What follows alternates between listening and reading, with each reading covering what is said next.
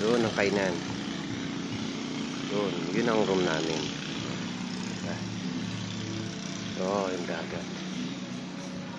Ito, extended na kainan to. Yan. Yan, ganda. Ayun sila. Ito tayo doon. Higa ka.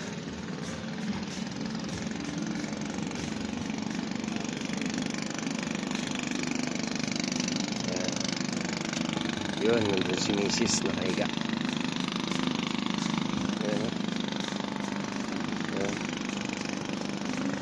Siguradong babalik-balikan nyo po ito. Yan si Mrs. Nakahiga. Wow. Ayan. Tapos yung harapan niya yan.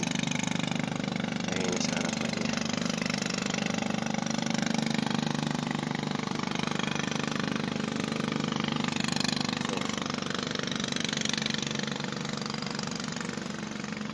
Ayan. Umagang kay ganda. Ayan. Time check. Alas 7 ng umaga.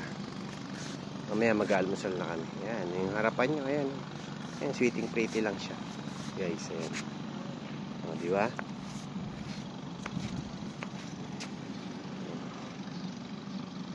Ayan ang harapan niya. Ayan.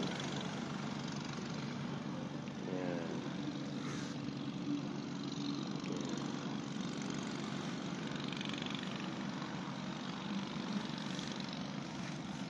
Yun, tumayo na si Mrs.